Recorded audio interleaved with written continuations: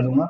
Point का मतलब है हमें एक पॉइंट गिवन है x1 y1, और यहाँ पे हमें एक लाइन गिवन है ax plus by plus c equal to 0। Especially भाई जेई वाले सारे अच्छी तरह देखते रहना, थ्योरी बहुत आसान है, क्वेश्चन थोड़े से टेढ़े आ जाते हैं, इवन आईआईटी एडवांस में भी आ रखा है इसका क्वेश्चन।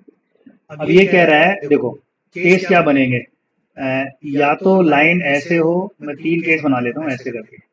भाई या तो ये पॉइंट लाइन के इधर हो सकता है ना, या ये लाइन हम इसको ले रहे हैं L1, या इस लाइन के इधर हो सकता है, या ये पॉइंट ऑन द लाइन होगा, यानी 3 केस बनेंगे, है ना।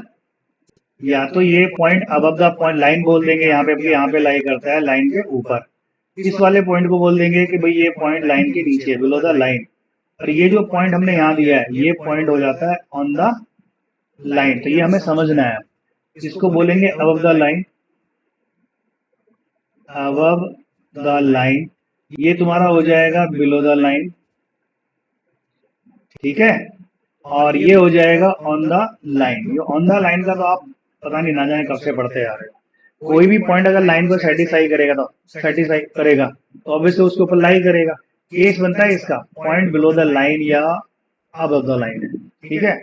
ये हम समझने की कोशिश करते हैं भाई, थोड़ा सा ध्यान देते रहना सारे के सारे। देखो मैं यहाँ पे ऐसे करके निकालता हूँ इस चीज को। अगर सपोज करो तुम्हें एक लाइन दे रखी है ऐसे जा रही है, और इस लाइन का इक्वेशन है ax plus by plus c equal to 0। Simple, line हमें गिवन है और हमें एक पॉइंट भी गिवन है। सपोज कर मैंने पॉइंट को ले लिया अबव द लाइन, मैंने पॉइंट ले लिया x1 y1 लाइन के ऊपर। क्लियर, जब पॉइंट को हमने लाइन के, हाँ फर्स्ट केस में मान के चलने पॉइंट लाइन के ऊपर है, वहां से एक परपेंडिकुलर ड्रॉ कर दो, एक परपेंडिकुलर ड्रॉ कर देते हैं ऑन द एक्स एक्सिस, ठीक है। सपोज करो ये पॉइंट ए है, और जिस पॉइंट पे इसने लाइन को काटा है ये पॉइंट हमारा क्या है, क्यू है। तो इतना तुम्हें आइडिया होना चाहिए कि क्यू पॉइंट का एक्स कोऑर्डिनेट क्या होगा। निहाल जरा बोलोगे क्यू पॉइंट का एक्स कोऑर्डिनेट क्या होगा, वो x1 ही होगा, क्योंकि इस पॉइंट पे, इस लाइन पे आप कहीं भी चले जाओ ऊपर से नीचे नीचे तक x1 तो सेम ही रहेगा ना, y चेंज हो रहा है, और ये पॉइंट मान लेते हैं y। तो हमें क्या करना है, इस q पॉइंट का y कोऑर्डिनेट फाइंड करना है। डायग्राम को देखो और लाइन को देखो, पॉइंट q कहां पे लाई करता है भाई, the point q x1 y lie on the line. ये पॉइंट आपका क्यू कहां पे लाई करता है, लाइन के ऊपर लाई करता है, इसका मतलब वो सेटिस्फाई भी करेगा, यानी a x plus b y plus c, ये जो लाइन दे रखी है इसको सेटिस्फाई करेगा। सेटिस्फाई का मतलब है कि पॉइंट को लाइन में रख दो, a x one plus b y plus c equal to 0। देखो एट लास्ट तुम्हें रियलिटी रखना है। कुछ लोग ना, कुछ हैं इंडिया में ऐसे लोग, वो डायरेक्ट पॉइंट रख के बताते हैं ग्रेटर देन लेस देन 0 करना, उसमें गड़बड़ होती है, just because of sign of b, वो हमें करना नहीं है। तो पहले देख लो एक बार, तो यहाँ पे क्या है, यहाँ से y की वैल्यू निकालो, तो y इक्वल टू आ जाएगा आपका माइनस ए एक्स वन माइनस सी। अगर मैं b से डिवाइड कर दूं तो y की वैल्यू क्या आ रही है भाई, सब देखते रहना, ए एक्स वन माइनस सी अपॉन में क्या आ जाएगा, b, यही आएगा। ए एक्स वन माइनस सी अपॉन में b आ गया, ये y कोऑर्डिनेट है। ये जस्ट पॉइंट P का कोऑर्डिनेट और पॉइंट Q के कोऑर्डिनेट को कंपेयर कर, ऑर्डिनेट दोनों के y1 और y में कौन बड़ा है, डायग्राम को देखो, y1 बड़ा है या y बड़ा है, दूर से दिख रहा है y1 बड़ा है ना, दूर से दिख रहा है y1 बड़ा है, इसका मतलब है हम कंपेयर कर लेते हैं कि y1 is greater than y।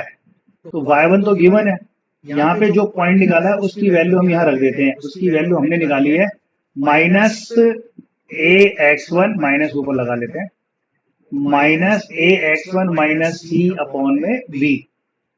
हमने रूल ऑफ इनइक्वालिटी पढ़ा था स्टार्टिंग में कि यार कोई भी इनइक्वालिटी होती है सॉल्व करने के लिए, राइट हैंड साइड में जो भी है whatever in right hand side उसको लेफ्ट में ले जाओ, है ना। तो यहाँ लिखेंगे y1 plus a x one plus c upon b, ये रिजल्ट हो जाए ग्रेटर देन 0। बी थोड़ा एलसीएम ले लो और इसे परफेक्टली लिख देते हैं, a x one plus b y one plus c upon में आएगा आपका बी और greater than 0। This is the final result. ये जो भी मैंने बताया ना उसमें आपको ये याद रखना है, a x one plus b y one plus c upon b equal to 0। कुछ जनता क्या करती है, टीचर या बच्चों ये बता देते हैं यार एक लाइन दे रखी है x plus b y plus c equal to 0, अगर पॉइंट ऊपर है लाइन के तो वो कह देते हैं यार ये रट लो a x one b y one plus c greater than 0, point नीचे लेस देन 0। ये आधा अधूरा सत्य है भाई, ठीक है। आधा अधूरा सत्य क्यों है, क्योंकि बी का साइन हमें नहीं पता है। अगर आपने बी हटा दिया तो साइन ऑफ इनइक्वालिटी चेंज, यानी साइन में गड़बड़ हो जाएगी इनइक्वालिटी में। तो ये सिंपल सा अब हम याद कर लेंगे, इसको लर्न कर लेंगे।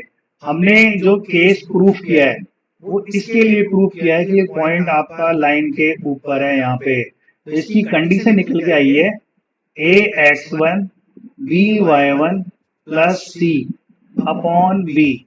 अगर पॉइंट अबव द लाइन है तो आपको ये कंडीशन याद रखनी है फर्स्ट। इसको शॉर्टकट में ये भी बोल दे, ये याद रखो।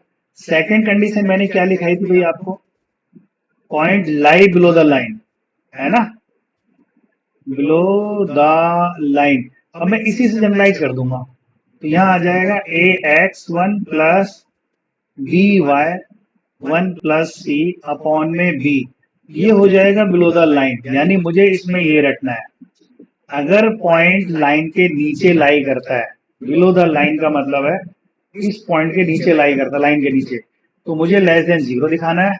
और थर्ड केस में आपको कोई दिखाने की जरूरत नहीं है, बचपन से करते आ रहे हो, below on the line, if point lie on the line, on the line. तो सिंपल याद रखना है a x one b y one plus c is equal to 0।